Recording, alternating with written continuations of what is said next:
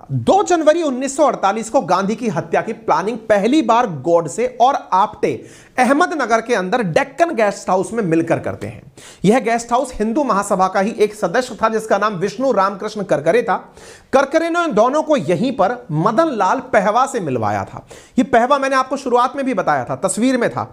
यह पहवा वही व्यक्ति है, अभी बताएंगे, जिसने प्लान गांधी जी को मारने का इससे पहले किया था।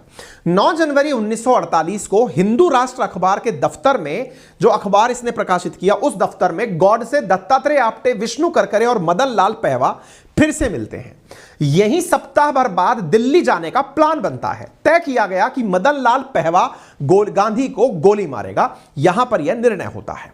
इस वक्त हत्या की तारीख 19 जनवरी तय की गई थी, लेकिन दिल्ली पहुंचकर मदन लाल पहवा 18 जनवरी को हाथ खड़े कर दिया और फिर नई योजना बनाई गई। पहवा डर गया कि भाई अपन नहीं मार पाएंगे, वो बैकफुट पर चला गया।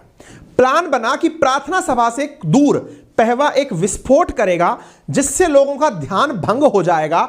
गुट के अन्य लोग हथगोला फेंककर भगदड़ मचा देंगे, फिर गांधी पर गोली चलाकर उन्हें मार दिया जाएगा। यह काम होता भी है। 20 जनवरी 1948 को पहवा ने जैसे ही विस्फोट किया, एक महिला ने उसे देख लिया और वो पकड़ा गया। वहां से ही दत्तात्रेय आप्टे, गॉडसे और अन्य सहयोगी भाग निकले, क्योंकि अब वो पकड़ में आ चुका है। 23 जनवरी तक भूमिगत रहने के बाद गॉडसे ने तय किया कि वो गांधी को खुद ही गोली मारेगा। फिर 27 जनवरी को दत्तात्रेय आप्टे, नाथूराम गॉडसे दिल्ली आए। फिर गॉडसे रात की ट्रेन से ग्वालियर पहुंचा। यहां अपने विश्वास पात्र दत्तात्रेय सदाशिव परचूरे की मदद से एक पिस्तौल का इंतजाम किया। 29 जनवरी को दिल्ली लौटा। अगले ही दिन शाम 5 बजे बिरला भवन के मैदान में गांधी की प्रार्थना सभा से ठीक पहले उसके सामने गांधी के सीने में 3 गोलियां दाग दी। अब सवाल बनता है कि गॉडसे ने आखिर में गांधी की हत्या क्यों की? 30 जनवरी 1948 को जब दिल्ली के बिड़ला भवन में रोजना की तरह प्रार्थना का समय था, शाम के 5 बजे थे, उस दिन गांधी से मिलने सरदार पटेल भी पहुंचे थे। दोनों में बातचीत कुछ लंबी चली। महात्मा को घड़ी का होश नहीं रहा। प्रार्थना सभा पहुंचने में वो थोड़ी देर हुए। अपनी भतीजियों का हाथ थामकर गांधी जी 5:15 पर प्रार्थना सभा पहुंचे। लोगों में हलचल थी कि बापू आ गए। तभी खाकी बुशर्ट जैकेट पहने हुए, नीली पैंट पहने एक व्यक्ति आया। उसने बापू के पांव छुए और वहीं पर उनकी भतीजी मनुबेन ने उस आदमी से कहा, बापू पहले ही 10 मिनट लेट हैं, उन्हें क्यों शर्मिंदा करते हो? यह व्यक्ति था नाथूराम गॉडसे। उसने अपनी पुस्तक लास्ट ग्लिम्सेस ऑफ गांधी में मनुबेन ने लिखा है कि गॉडसे ने उन्हें एक जोर का धक्का मारा जिससे उनके हाथ में रखा सारा सामान जमीन पर गिर गया। सामान उठाने के लिए जैसे ही मनुबेन झुकी, पीछे से गोलियां चलने की आवाज आई। मुड़कर देखा तो गांधी नीचे पड़े थे। उन्हें अंदर ले जाया गया, लेकिन उस दिन वहां कोई डॉक्टर मौजूद नहीं था। उनका बहुत सा खून बह चुका था। कुछ ही मिनटों में उन्होंने प्राण त्याग दिए। आज का वो दिन, 1948 का दिन, मैंने आपको याद दिलाया है। लगभग यही समय रहा होगा जब गांधी के प्राण इस धरती से हमेशा के लिए स्वर्गलोक की तरफ गमन कर गए। यही वो पिस्टल है जिस पिस्टल से नाथूराम गॉडसे ने गांधी को असैसिन किया था। बाहर नाथूराम हाथ उठाकर पुलिस चिल्ला रहा था। अलग अलग सोर्स के मामले अलग अलग कहानी बताते हैं। जनवरी 31, 1948 को न्यूयॉर्क टाइम्स की रिपोर्ट के अनुसार हर्बर्ट रेनर नाम के एक व्यक्ति ने नाथूराम को पकड़ा, पिस्तौल छीन ली। लेकिन कुछ लोगों का कहना है कि नाथूराम गॉडसे वहां से भागा नहीं था, उसने आत्मसमर्पण किया था और पुलिस ने उसे उसी समय गिरफ्तार कर लिया और पिस्टल छीन ली।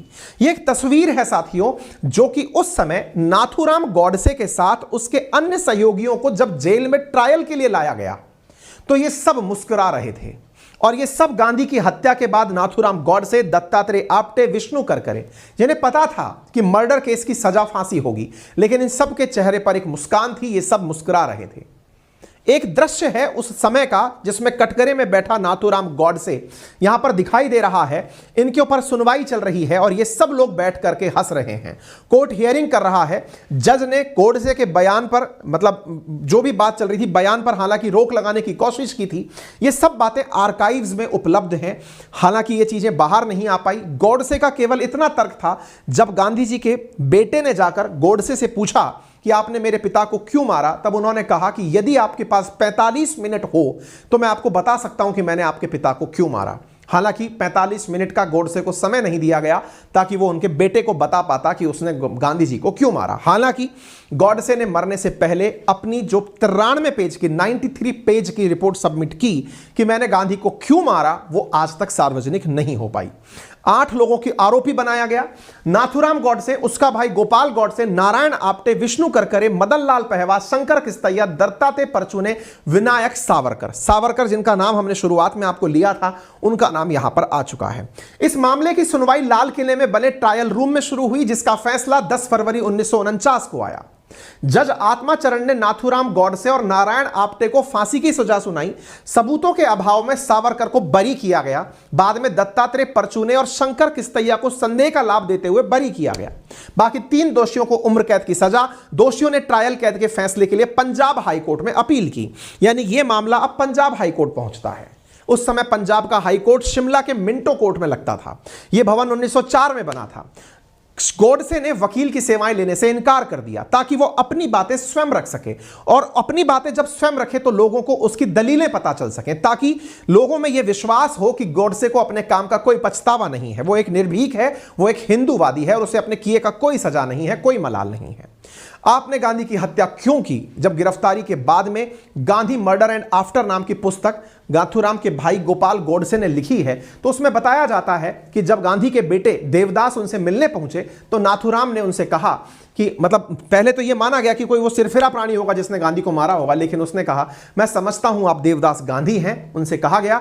और फिर आया कि किसी बेटे के मन में अपने पिता की हत्या को लेकर एक सवाल आएगा, इस पर मेरी वजह से आपने अपने पिता को खोया है, आपको और आपके परिवार को जो दुख हुआ है मुझे उसका खेद है, लेकिन गांधी जी की हत्या के पीछे मेरा कोई व्यक्तिगत कारण नहीं है, यह मेरा राजनीतिक कारण है। मुझे पौन घंटे का वक्त मिले तो मैं आपको बताऊंगा कि मैंने गांधी जी की हत्या क्यों की। उस दिन तो नाथूराम को कोई वक्त नहीं दिया गया। 93 पेज का एक बयान बना जो आज ही के दिन यानी 8 नवंबर 1949 के दिन कोर्ट में पढ़ाया था। ये वो तस्वीरें हैं, यहां पर ये बयानबाजी होती है। अदालत में गॉडसे ने जिन बातों का जिक्र किया उसमें उसने बताया, जिसमें उसने ये कहा, पढ़ने और सोचने के बाद इस यकीन हुआ कि मेरा पहला दायित्व हिंदुओं और हिंदुत्व के लिए था।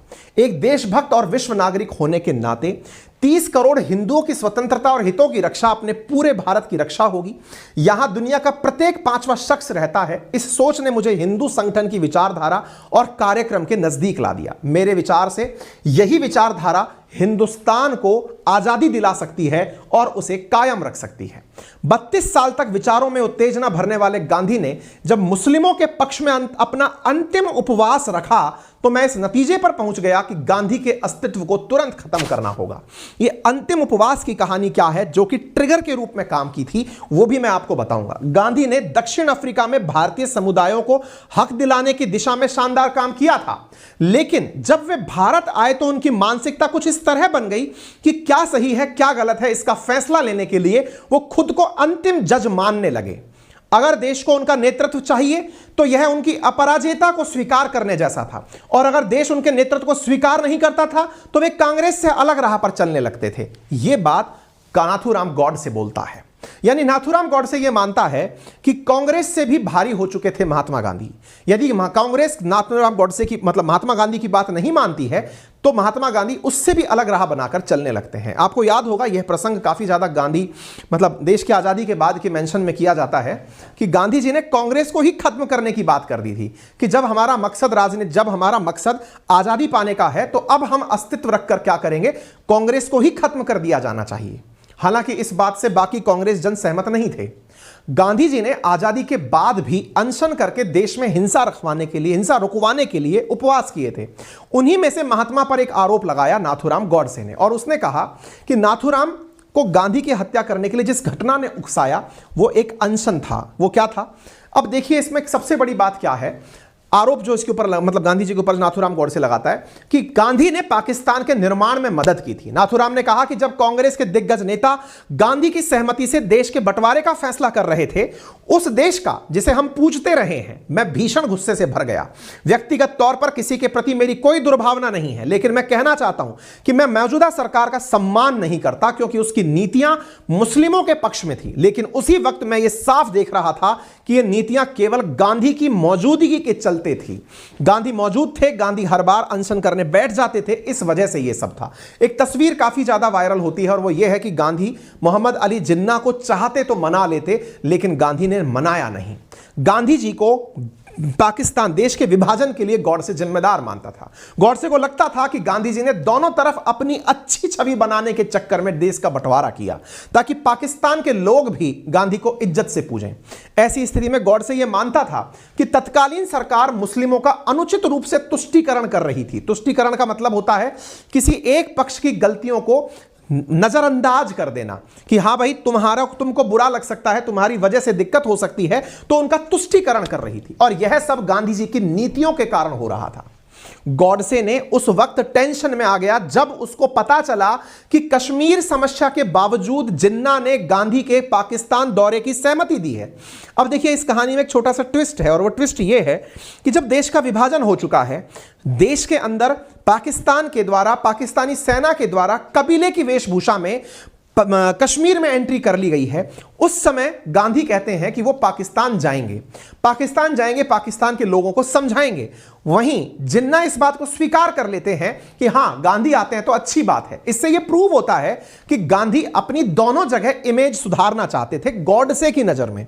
हालांकि गांधी का जो अहिंसा सिद्धांत है, जिसमें वो किसी भी भीषण संघर्ष में पहुंच करके अपनी बातों को मनाने के लिए पहुंचकर अहिंसा के मार्ग को प्रमोट करते थे। गांधी के सिद्धांत आप लोगों ने खूब पढ़े हैं। आज मैं गॉडसे का वो पक्ष आपके सामने रख रहा हूं जिसके ऊपर फिल्म भी बनी है, आप हो सके तो समय निकाल कर उसे देखिएगा। उसने लगा कि यह सब इसलिए हो रहा है क्योंकि गांधी ने मुस्लिमों के प्रति कुछ ज्यादा ही दया का भाव पाल लिया है। हिंदू की भावनाओं की उसे परवाह नहीं है। 315 पन्ने के फैसले में गॉडसे और आप्टे की फांसी की सजा बरकरार रखी गई। सजा की तारीख 15 नवंबर 1949 देखी गई। उस समय के तत्कालीन गवर्नर जनरल सी राजगोपालाचारी के सामने दया याचिका भेजी गई। उसमें कहा गया कि यह जानकारी गॉडसे को नहीं है, लेकिन उसे माफ किया जाए। हालांकि दया याचिका खारिज होती है। 15 नवंबर 1949 को गॉडसे और आप्टे को अंबाला जेल के अंदर फांसी पर लटका दिया जाता है। 12 अक्टूबर को यही गोपाल गॉडसे, जिसकी पुस्तकों से आपने जानकारी जुटाई है, विष्णु करकरे और मदनलाल पहवा उम्र कैद की सजा काटकर रिहा हो जाते हैं। अब यह तर्क दिया जाता है कि कांग्रेस के सदस्यों ने पाकिस्तान को वादे के बावजूद 55 करोड़ रुपए देने का फैसला किया था। अब देखिए यहां पर क्या कहानी है, मैं आपको वो बताता हूं। असल में जब देश का विभाजन हुआ, उस समय यह तय हुआ कि reserve bank of India Bharat और पाकिस्तान के लिए एक कॉमन बैंक के रूप में काम करेगी। उस समय के आंकड़ों के अनुसार कई जगह यह जानकारी है कि रिजर्व बैंक ऑफ इंडिया के पास उस समय 150 करोड़ रुपए थे। डिसीजन हुआ कि 75 करोड़ रुपए इंडिया को और 75 करोड़ रुपए पाकिस्तान को दिए जाएंगे, बिल्कुल वैसे ही जैसे यहां पर किताबें भी बांटी गई थी, सामान भी बांटा गया था, सेना भी बांटी गई थी, टीमें भी बांटी गई थी, सब बटा था तो पैसा भी बटेगा।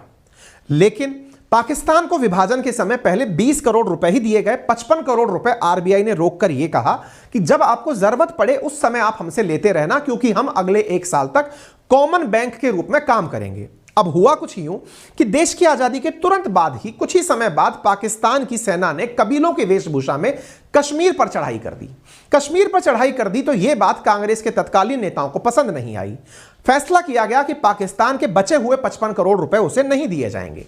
कहते हैं कि गांधी को यह बात बुरी लगी। उसने कहा कि गांधी को यह बात बुरी लगी और गांधी जी ने इसका करने के लिए अपना अनशन का व्रत शुरू कर दिया और कहा कि भाई मैं जब तक अनशन पर रहूंगा जब तक पाकिस्तान को उसके 55 करोड़ रुपए नहीं दे दिए जाते। यानी एक तरफ कश्मीर पर चढ़ाई हो रही है और गांधी अपना अनशन करके बैठे हुए हैं। इस वजह से कहता है नाथूराम गॉडसे कि मुझे लगा कि गांधी ना केवल पाकिस्तान को बनाने वाला था, बल्कि उनके द्वारा जो है पाकिस्तानियों के समर्थन में अनशन किया गया था। ऐसी स्थिति में पाकिस्तान की फौज का जो पक्ष है वो आपने सुना, लेकिन इसके पीछे एक तर्क और दिया जाता है और वो तर्क ये है कि फैसला जो देना था ना कि भाई कब किसको पैसा दिया जाएगा, ना देने का जो फैसला हुआ था, उसके 6 दिन बाद 13 जनवरी को महात्मा गांधी ने बिड़ला हाउस में अनशन शुरू कर दिया था। लोगों का तर्क है कि गांधी जी ने पाकिस्तान को 55 करोड़ रुपए देने के लिए अनशन किया था, लेकिन अनशन की घोषणा 12 जनवरी की प्रार्थना सभा में हुई थी और उस समय इस बात का गांधी जी ने कोई जिक्र ही नहीं किया था कि मैं इसलिए अनशन कर रहा हूं। लेकिन लोगों का मानना है कि गांधी जी ने वायसराय माउंटबेटन से मुलाकात की थी। माउंटबेटन ने कहा था कि भारत सरकार का यह फैसला राजनीतिक रूप से कमजोर और अविवेकपूर्ण है, यह असम्मानजनक कार्रवाई के लिए वजह बन सकता है। यही बात माउंटबेटन ने सरदार पटेल से भी कही थी। हालांकि सरदार पटेल इस असम्मानजनक शब्द से नाराज हुए। इधर पाकिस्तान ने भी धमकी देनी शुरू कर दी कि अगर भारत अपने समझौते से मुकरता है तो वह अंतरराष्ट्रीय कोर्ट में चला जाएगा। वक्त के साथ भारत के नेताओं को भी समझ में आने लगा कि अंतरराष्ट्रीय स्तर पर मामला आ गया है, इससे फजीहत हो सकती है, क्योंकि भारत ने 55 करोड़ रुपए देने के समझौते पत्र पर हस्ताक्षर किए हैं। ऐसी स्थिति में 14 जनवरी को हुई प्रार्थना सभा में भी गांधी जी ने चर्चा की, लेकिन कराची से लेकर गुजरात में हुए दंगों पर ही उन्होंने चर्चा की। 15 जनवरी को फिर से कैबिनेट की बैठक होती है और उससे 55 करोड़ रुपए पाकिस्तान को देने का फैसला किया जाता है। यानी 15 जनवरी को यह फैसला हो चुका था कि पाकिस्तान को पैसे दिए जाएंगे। अब यहां ध्यान देने वाली बात यह है कि गांधी ने अपनी प्रार्थना सभाओं में एक बार भी यह जिक्र नहीं किया कि मैंने अनशन इसलिए कर रखा है कि मैं पाकिस्तान को पैसे देना चाहता हूं। अब यहां पर कैबिनेट बैठक में गांधी जी नहीं थे, नेहरू, सरदार पटेल और श्यामा प्रसाद मुखर्जी जैसे नेता थे। अब यहां पर यह फैक्ट जुड़ता है कि अगर गांधी जी ने 55 करोड़ रुपए के लिए ही अनशन किया होता तो 15 जनवरी को उनका अनशन समाप्त हो जाना चाहिए था, लेकिन ऐसा नहीं हुआ।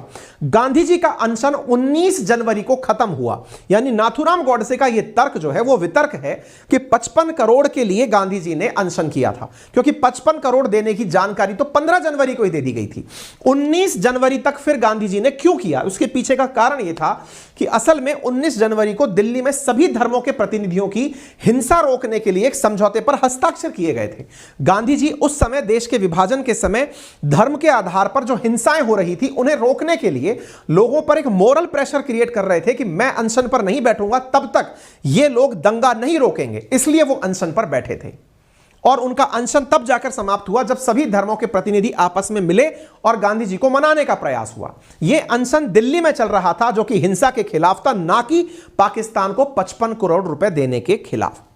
ठीक है, उम्मीद है आपको यह बात समझ में आ रही हो। अब अंत में इस पूरी बात का हम सार आज के समय पर अगर दें, गांधी जी की हत्या के पीछे गॉडसे का तर्क वो मैंने आपको बता दिया। भारत के इतिहास में कहीं भी गॉडसे के बारे में इतनी जानकारी आपको कहीं नहीं मिली होगी। हालांकि हमने आपको पूरे सोर्सेज दिए हैं कि हमने ये जानकारी कहां से ली है। आइंस्टीन ने कभी भी गॉडसे के तर्कों को नहीं सुना, लेकिन गांधी जी को श्रद्धांजलि देते हुए यह बात कही थी कि अंत में वो अपने आदर्शों का शिकार बन गया, अहिंसा के आदर्श। उनकी मृत्यु इसलिए हुई, यह आइंस्टीन ने महात्मा गांधी जी के बारे में कहा है, क्योंकि अव्यवस्था और अशांति के दौर में उन्होंने खुद के लिए सुरक्षा लेने से मना कर दिया था। किसने? गांधी जी ने। यह उनका अटल विश्वास था कि बल प्रयोग अपने आप में एक बुराई है, इसलिए जो लोग सबसे ऊंचे न्याय के लिए प्रयास कर रहे हैं उन्हें बल प्रयोग से बचना चाहिए। अपने दिल और दिमाग में विश्वास के साथ उन्होंने एक महान राष्ट्र को उसकी मुक्ति की ओर अग्रसर किया। उन्होंने दिखाया कि लोगों को साथ जोड़ने के लिए राजनीतिक चालबाजी एकमात्र तरीका नहीं है। नैतिक रूप से श्रेष्ठ आचरण का ठोस उदाहरण पेश करके भी लोगों को अपने साथ जोड़ा जा सकता है। विश्व के सभी देशों में महात्मा गांधी की प्रशंसा इसी मान्यता पर टिकी है। साथियों, महात्मा गांधी जी के लिए केवल एक ही शब्द पर्याप्त है और वो ये है कि आज महात्मा गांधी हर देश में पूजनीय हैं। क्यों पूजनीय हैं? क्योंकि अगर वो चाहते तो देश की आजादी के बाद अपनी सुरक्षा में सारी व्यवस्थाएं लगा सकते थे। अब यह प्रश्न आपके ऊपर बचता है, क्योंकि देश में जब अभिव्यक्ति की आजादी और बोलने की आजादी हो तो उस समय पर लोग गॉडसे का पक्ष भी जानना चाहते हैं। और ऐसी स्थिति में आज के सेशन में चूंकि हमने ये आपके बारे में पहले ही स्वीकार किया है कि गांधी जी के बारे में आपने बहुत कुछ पढ़ा, बहुत कुछ सुना ऑलरेडी है, लेकिन गॉडसे क्या सोचता था, क्या लिखता था, वो भी हमने आपके साथ साझा किया है। हो सकता है कि हमने अपनी प्रस्तुति में अपनी पूरी ऊर्जा और पूरा समर्पण रखा हो, फिर भी आपकी भावनाओं को ठेस पहुंची हो। इसके लिए हम पहले से ही आपसे क्षमा प्रार्थी हैं। हमारे द्वारा किए गए किसी भी कृत्य के पीछे हमारा कोई इंटेंशन आपको दुखी करना, आपके पक्ष को कमजोर करना नहीं है। बस आपके सामने एक पक्ष रखना था। अगर आपको ये जानकारी पसंद आती है और आपको लगता है कि हमने जो आप तक बताने के लिए इतनी मेहनत और समय दिया है, अगर आपको ये पसंद आता है तो इसे जरूर अपने साथियों से साझा करें। चैनल पर नए हैं तो आपके राइट हैंड कॉर्नर पर एक सब्सक्राइब का बटन दिया गया है, जिसे दबाने का कोई पैसा नहीं लगता, आप उसे दबा सकते हैं। वीडियो को लाइक कर सकते हैं। और बाकी आपकी क्या राय है उसे लिखने के लिए आप पूरी तरह फ्री हैं। मेरी नज़र में गांधी देश के आदर्श हैं। मैं खुद गांधी के बहुत से विचारों से बहुत ज़्यादा प्रेरित हूं और केवल एक बात कहता हूं कि गांधी ने अपने जीवन में 11 व्रत दिए थे। सत्य, अहिंसा, अस्तेय, अपरिग्रह, ब्रह्मचर्य जैसे जो व्रत थे, उनमें से अगर कोई भी व्यक्ति एक भी व्रत को 7 दिन की भी पालना में निभा जाए, 7 दिन तक अगर आप में से और हम में से कोई भी व्यक्ति यह निर्णय कर ले कि मैं 7 दिन तक सच बोलूंगा, तो आपको समझ में आ जाएगा कि महात्मा गांधी कौन थे, जिन्होंने जब से व्रत लिए उसके बाद मरने तक अपने 11 व्रतों की पालना की थी। गांधी को समझना बहुत मुश्किल है, गांधी बनना उससे भी कहीं मुश्किल है। गोडसे का तो सवाल ही नहीं उठता। धन्यवाद। मैंने आपके सामने जो जानकारियां ली हैं उसके सोर्सेज यहां पर हैं, आपको सेशन पूर्ण होने के बाद मिल जाएंगे। प्यारे साथियों, जहां आप मुझे सुन रहे हैं उसके नीचे एक सब्सक्राइब का बटन दिया हुआ है, जिसे दबाने में कोई खर्च नहीं आता। आपका समय लगता है 2 सेकंड का, लेकिन आपकी ये 2 सेकंड की कीमत हमारे लिए हौसला बनती है। अगर आप इस छोटे से काम को करते हुए आगे बढ़ें तो ये हमारे लिए बहुत ही सकारात्मक रहेगा, हमारे हौसले को बढ़ाएगा, हम आप तक और अच्छा काम लेकर पहुंचेंगे, ये और सुनिश्चित करेगा।